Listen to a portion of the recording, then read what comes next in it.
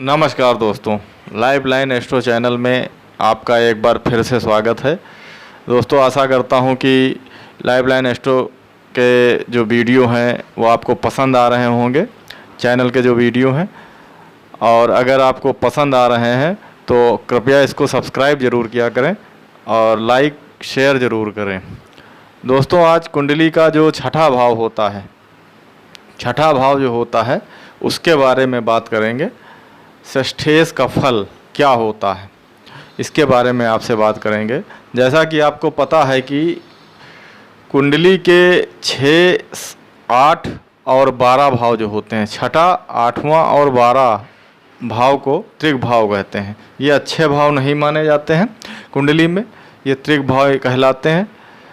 तो इनके स्वामी जो होते हैं, अगर कुंडली में किसी भाव में होते हैं तो वो भाव को ख़राब करते हैं, उस भाव को ख़राब कर देते हैं, क्योंकि ये त्रिक भाव के स्वामी हैं और इनकी महादशा भी अच्छी नहीं जाती है।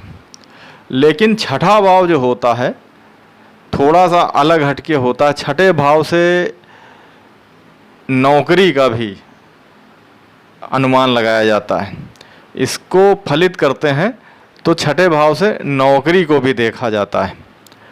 छठा भाव जो होता है बहुत महत्वपूर्ण भाव ये भी माना गया है, क्योंकि ज़िंदगी में अगर आपके पास नौकरी नहीं है, बिजनेस नहीं है, तो काफ़ी कुछ अधूरा रह जाता है।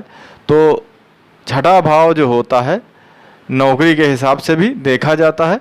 तो आइए इसके बारे में आज बात करेंगे, छठे भाव के बारे में, कि ये कब अपना रिजल्ट अच्छा देता है और कब अपना ये रिजल्ट जो होता है ख़राब देता है। इस भाव के रिजल्ट कब ख़राब हो जाते हैं और कब अच्छे होते हैं, इस बारे में बात करेंगे। तो आइए जानते हैं कुंडली का छठा भाव के बारे में।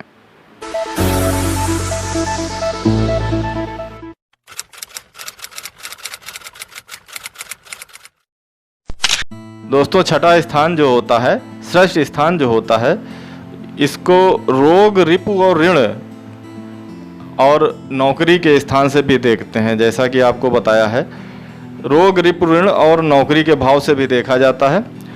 षष्ठ स्थान में कई पाप ग्रह हों, षष्ठेश बली होकर षष्ठ स्थान को देखे या योग करे, लग्नेश शत्रु क्षेत्री हो, षष्ठेश केंद्र में हो या पापयुक्त दृष्ट हो तो विशेष शत्रु पीड़ा होती है।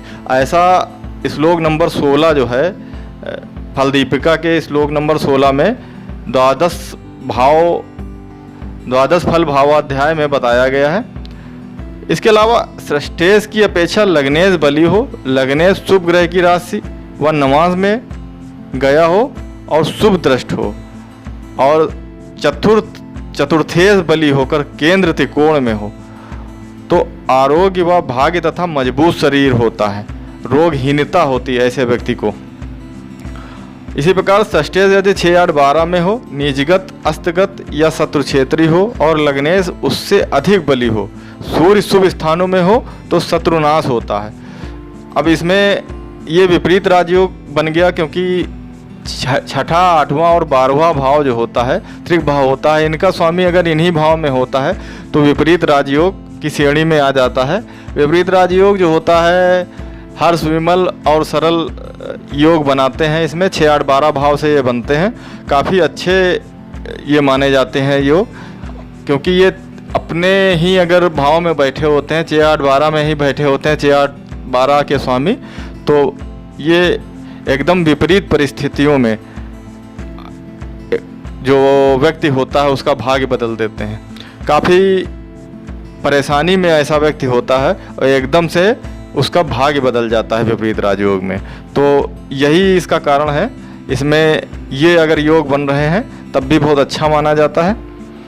षष्ठेश, इसके अलावा षष्ठेश जिस भावेश के साथ हो, षष्ठेश जिस भाव में हो, जो भावेश श्रेष्ठ में हो, वे सब भाव मनुष्य के शत्रु हो जाते हैं, अर्थात उन भाव में विचारणीय व्यक्तियों या वस्तुओं से दूरी होती है, ऐसा बताया गया है, विद्वानों ने ऐसा बताया है।